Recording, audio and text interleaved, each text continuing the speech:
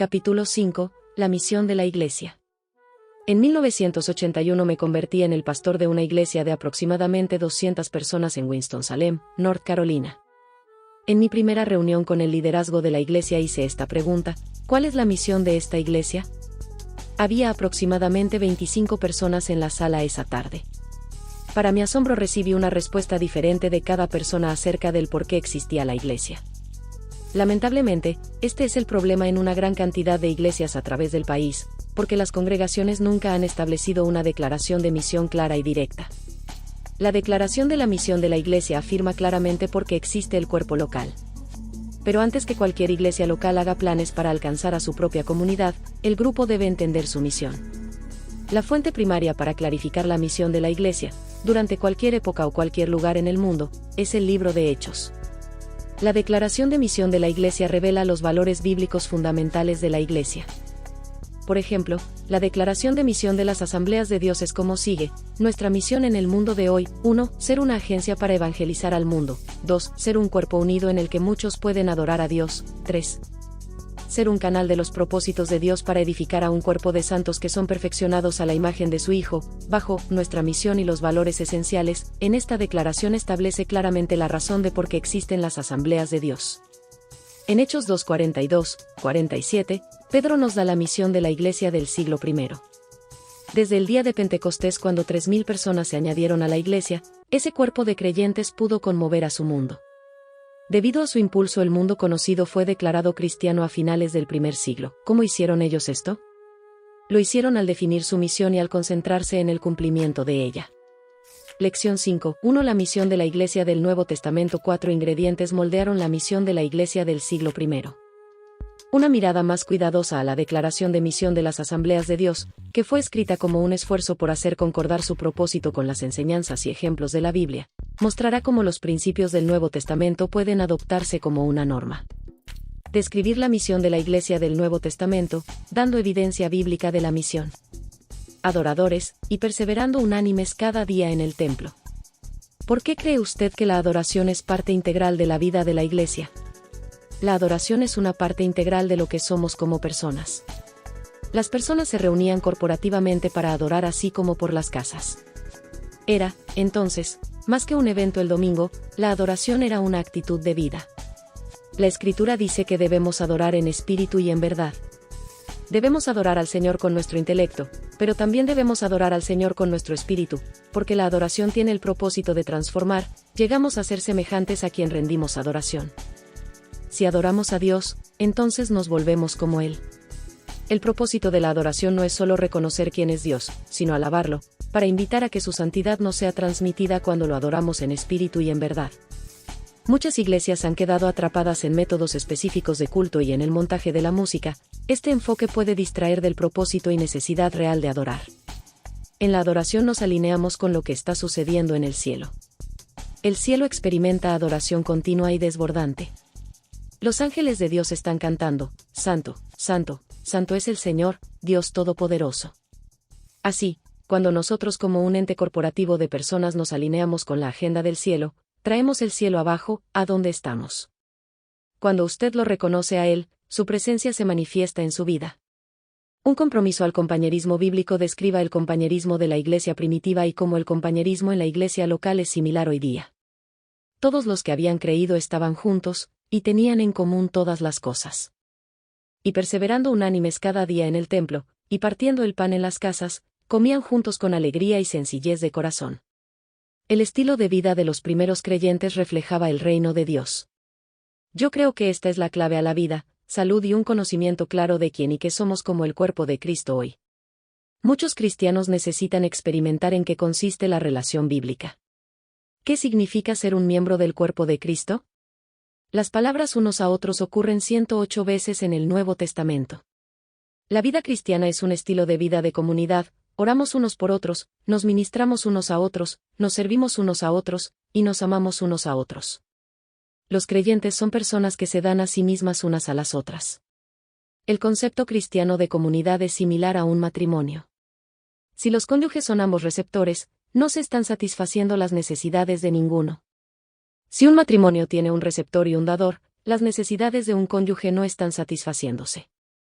Sin embargo, si un matrimonio tiene dos dadores, entonces la relación es ideal. El cuerpo de Cristo no consiste en obtener, consiste en dar. Desgraciadamente, la mentalidad de hoy pregunta, ¿qué ha hecho la Iglesia por mí últimamente? La Escritura enseña claramente en el Nuevo Testamento que el Señor no mora en templos hechos con manos, Él mora en los corazones y vidas de las personas. La Iglesia es la suma total del cuerpo de Cristo reunido, congregado. Por lo tanto, lo que sea que usted quiere que la Iglesia sea, es lo que cada uno de nosotros debe ser individualmente. Crecimiento entre los discípulos, y perseveraban en la doctrina de los apóstoles, en la comunión unos con otros, en el partimiento del pan y en las oraciones. Una vez que las personas vienen a la fe en Jesucristo, la Iglesia tiene la responsabilidad de ayudar a estos nuevos creyentes a desarrollarse en su caminar con Dios, para esencialmente convertirlos en discípulos de Jesucristo. ¿Qué es un discípulo? Creo que hay 5 papeles que un discípulo debe cumplir: santo, discípulo, siervo, mayordomo y soldado. Santo. Un santo es una persona que ha venido a la fe en Jesucristo. Su vida radicalmente ha cambiado por la gracia de Dios y ahora camina en novedad de vida. Discípulo. La palabra discípulo quiere decir aprendiz. Como cristianos nunca debiéramos dejar de aprender y crecer en la palabra de Dios y en nuestra obediencia a ella. Siervo. Jesús dijo, el que es el mayor de vosotros, sea vuestro siervo. Cuando Jesús estaba con sus discípulos en esas últimas horas, demostró el liderazgo de siervo. Cuando ellos se reunieron en el aposento alto y estaban todos sentados, él empezó a poner agua de un cántaro en un lavatorio y lavó los pies de los discípulos. Ellos habían estado discutiendo sobre posición y estatus, pero Jesús lavó sus pies. Luego, esa tarde, Jesús dijo, como yo os he amado, que también os améis unos a otros. Servir a Dios no guarda relación con estatus o posición, se trata de tener el corazón de un siervo para amar y cuidar de las personas. Mayordomo. Un discípulo es mayordomo de 3 cosas específicas: tiempo, talento y recursos. Cuando una persona está creciendo en su relación con Dios, ella reconoce cuán valioso es el tiempo. Nosotros somos responsables ante Dios por la manera en que usamos nuestro tiempo.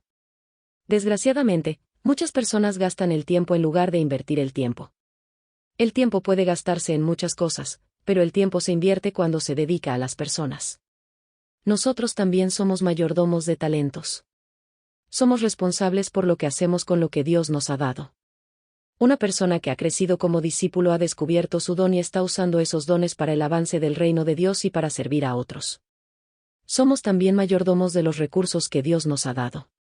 Cómo gastamos los recursos que se han puesto en nuestras manos es un reflejo directo de nuestra comprensión de lo que es importante en este mundo. Soldado. Un discípulo reconoce que es un soldado de la cruz.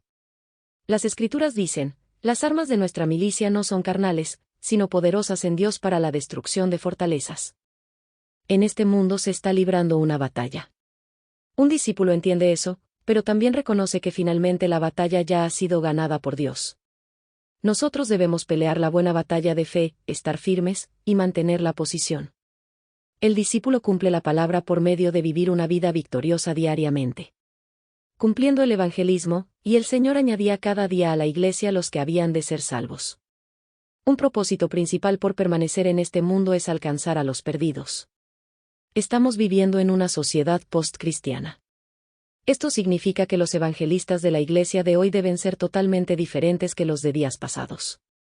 Por lo general, la gente no tiene ningún trasfondo de Iglesia o entendimiento de quién es Dios. Las personas hoy no serán alcanzadas por anuncios del periódico o por nombres prominentes, ellas solo serán alcanzadas a través de la relación. Desgraciadamente, esta es la razón del por qué tantas iglesias no están alcanzando a las personas. Tradicionalmente, se le ha enseñado a la Iglesia a apartarse del mundo, relacionarse entre cristianos tanto como sea posible. El resultado es que la mayoría de los cristianos no se relaciona con las personas que están fuera de la Iglesia. Nunca podremos alcanzar a otros hasta que podamos establecer relaciones con ellos y ganarnos el derecho y aprovechar la oportunidad de compartir a Cristo con ellos. Cuando trabajo con una iglesia que está experimentando algún conflicto, yo puedo estar seguro de una cosa respecto a sus miembros: ellos han perdido su visión para un mundo perdido. Cuando las personas dejan de concentrarse en alcanzar a las personas fuera de la iglesia, entonces la única cosa que queda para ellos es volverse egoístas. Las personas egoístas encontrarán faltas entre sí. Desgraciadamente, las iglesias pueden experimentar meses sin ver a alguien venir a la fe en Jesucristo. Esa es una tragedia.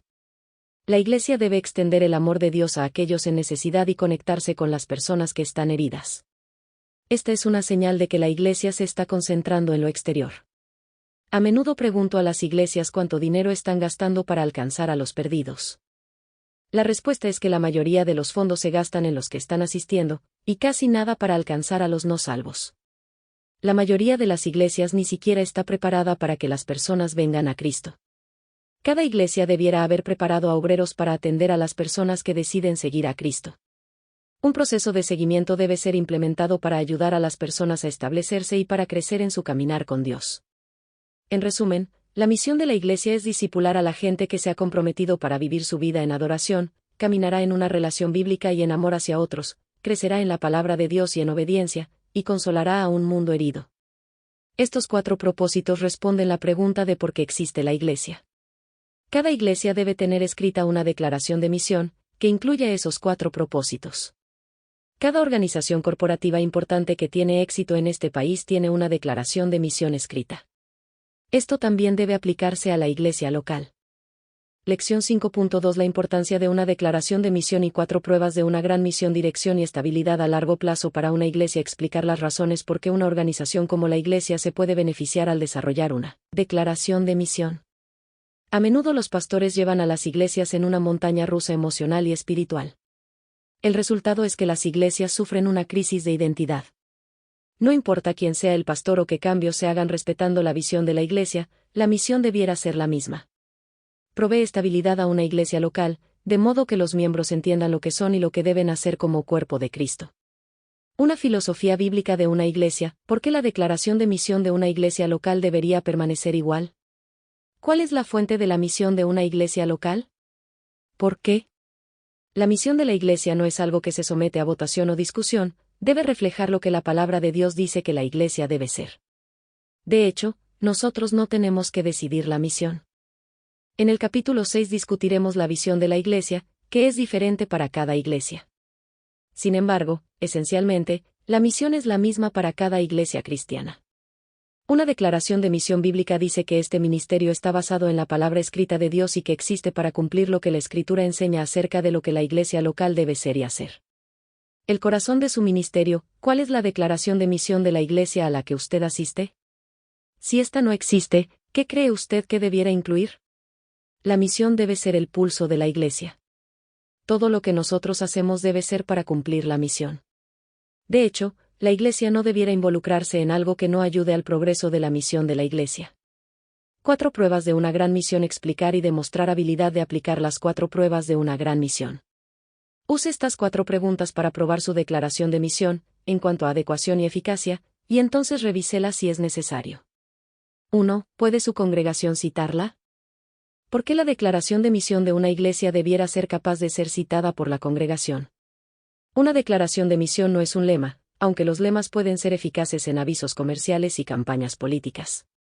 La misión debe ser una declaración claramente articulada, que pueda ser entendida por un niño de la clase de primarios en la iglesia. Si necesita ser explicada después de que se declara, entonces necesita revisión. 2. ¿Están de acuerdo sus ministerios con ella? Todos los ministerios de una iglesia deben en alguna manera ayudar a cumplir la misión. Es fácil poner muchas actividades en un calendario de la iglesia, y nunca cumplir la misión de la iglesia. Por eso las iglesias exitosas llenan su horario con eventos significativos y procesos que ayudan a cumplir la misión. 3. ¿Tiene respaldo bíblico?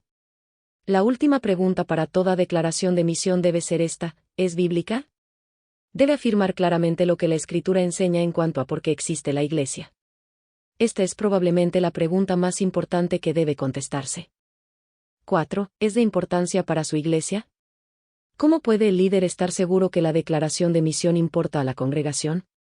Muchas iglesias han desarrollado declaraciones de misión que están impresas en los folletos y otros materiales de promoción, pero con frecuencia esa declaración no se pone ante las personas. Su declaración de misión debe ser visible a todo el cuerpo de la iglesia.